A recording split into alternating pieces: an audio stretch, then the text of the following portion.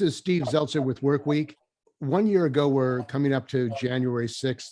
There was an insurrection, an attempted coup at the Capitol. First time since 1812 that the Capitol has been attacked.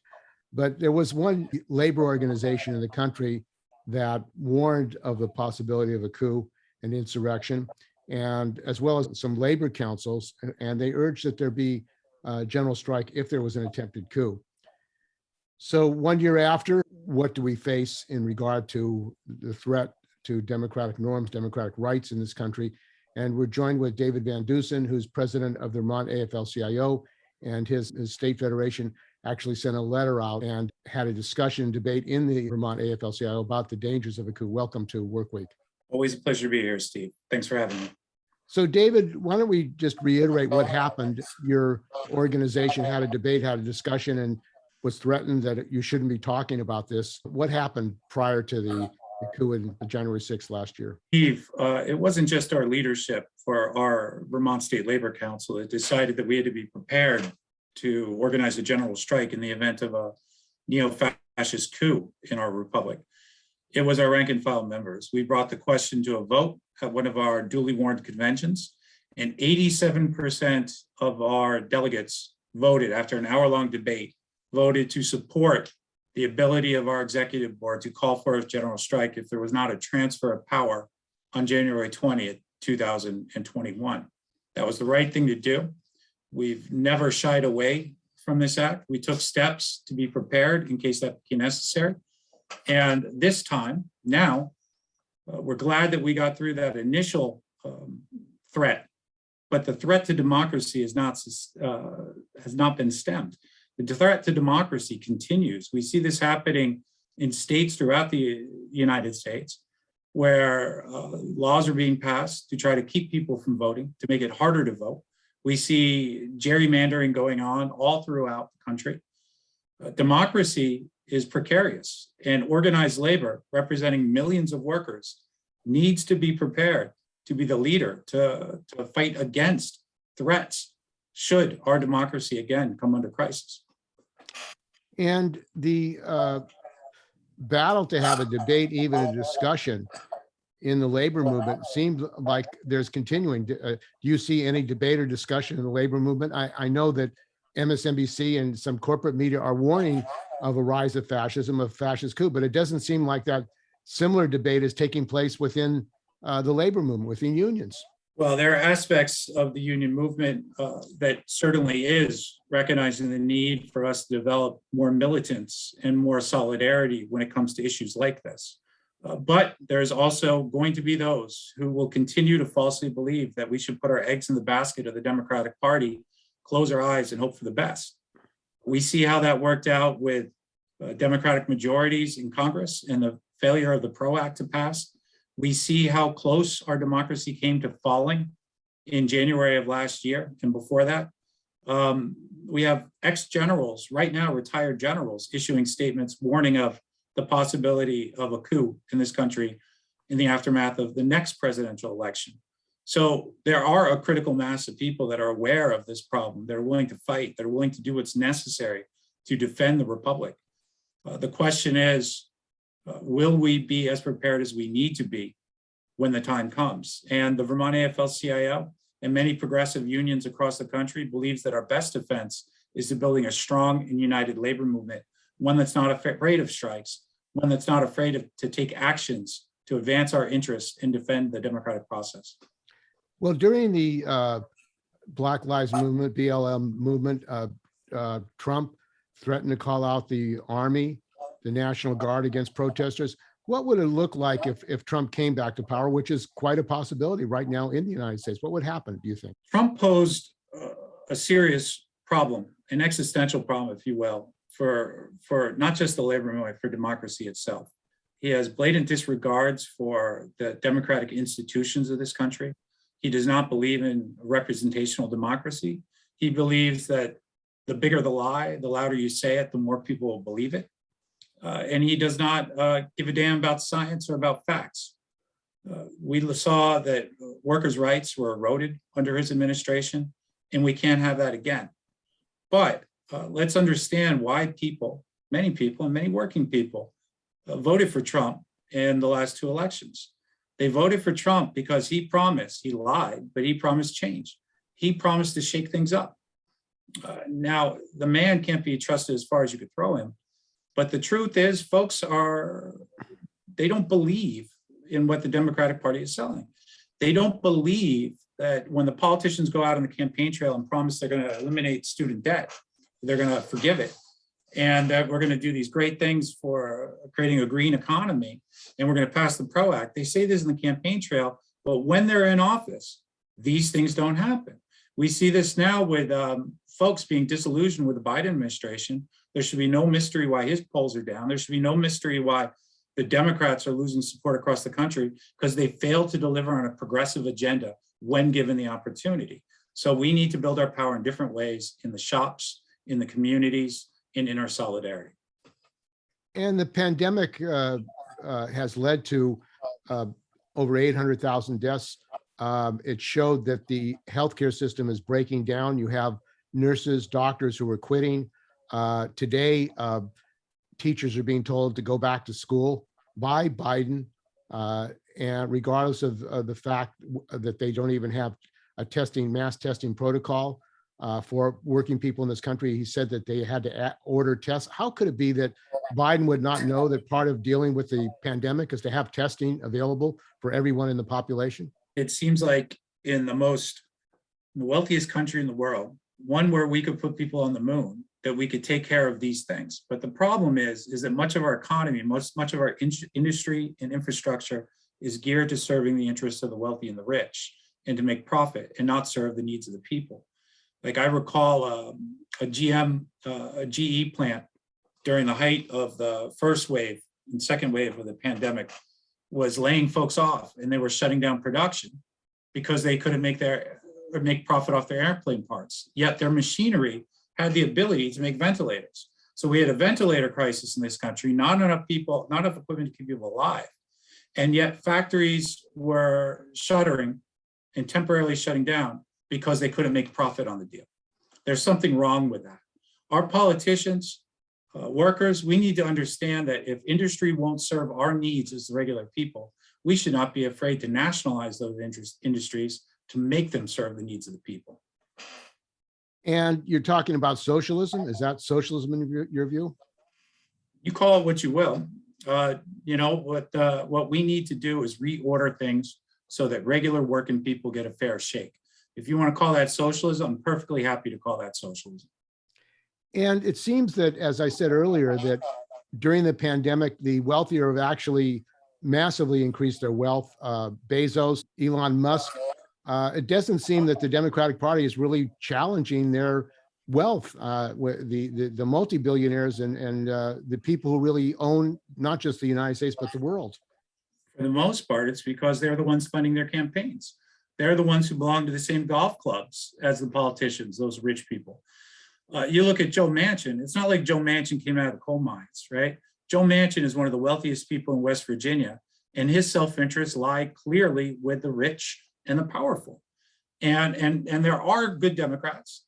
There are good folks out there who are fighting on our behalf, some who aren't Democrats, like our own Senator Bernie Sanders, but there's not enough of them. And that's why we can't rely on the Democratic Party or the Republican Party for delivering victories for us.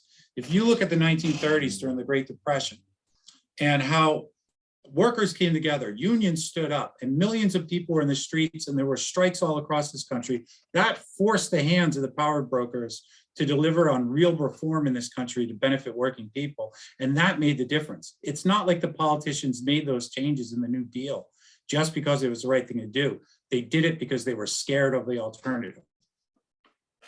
And we're speaking with David Van Deusen. He's the president of the Vermont AFL-CIO. What seems like one thing that the Democrats and Republicans are united on is increasing the military budget. It went up to $780 billion. At the same time, the child care credit and others didn't seem to go anywhere and haven't gone any place. This attack on China and Russia, do you think that's an effort to divert people from what the real issues are? Well, look, when we spend more money than I believe the rest of the globe combined on our military gear, we're not spending that money because we're in danger. The real danger we face right now is from those who want to overturn our democratic republic and make it something else, something scarier, something neo-fascist. That's the number one thing that we face right now, a problem as a country. And if you want to settle things down, if you want to make things more secure, the way you do that is making sure everybody has healthcare, making sure everybody has children, has the means to feed those children. Those are the kind of investments we need to be making. You know what? We could do without one more F-35 bomber, fighter plane, or whatever it is, and we could fund more money in working people's pockets to help them take care of their kids. But that's my priority, and maybe I don't share the same priorities as some folks in the Democratic Party. And the AFL-CIO is going to be having a convention in June in Philadelphia. What do you think that should be done to organize politically so the issue of the fight against fascism, a fascist takeover, is taken seriously within the labor movement, so it becomes a debate of what working people, the unions, and the working class as a whole is going to do in the face of a possible fascist coup in the United States? Well, we have a lot of work to do between now and that convention later this year. And the Vermont AFL-CIO has consistently been reaching out to more progressive unions and internationals across this country and to try to coordinate our efforts to change from within the AFL-CIO and the labor movement. And what we need to be ready to do in the aftermath of the next presidential election is we can't just have a few central labor councils and one or two state labor federations be ready to take action. We need that action to come from the top. We have a new leadership in Washington, D.C., and we're hopeful, and we encourage Liz Schuler, the president, to take these threats seriously and to help us, work with us to mobilize our members to stop fascism in this country when it rises its head again. Since we last spoke, there has been a major upsurge. Bessemer, Volvo workers, the Kellogg workers, it seems like workers are more and more fed up with their conditions, two-tier wage systems and lack of health and safety on the job. There is going to be a Bessemer Day of Action on Bezos' birthday, January 12th. How do you see combining the struggle for workers organizing unions with the fight against fascism? Well, look, I mean, these issues are intertwined, right? When capitalism is working towards the betterment or the further riches of the few, fascism does that times 10. Right? I mean, they're related in a sense. They're a system of authority over the many by the few.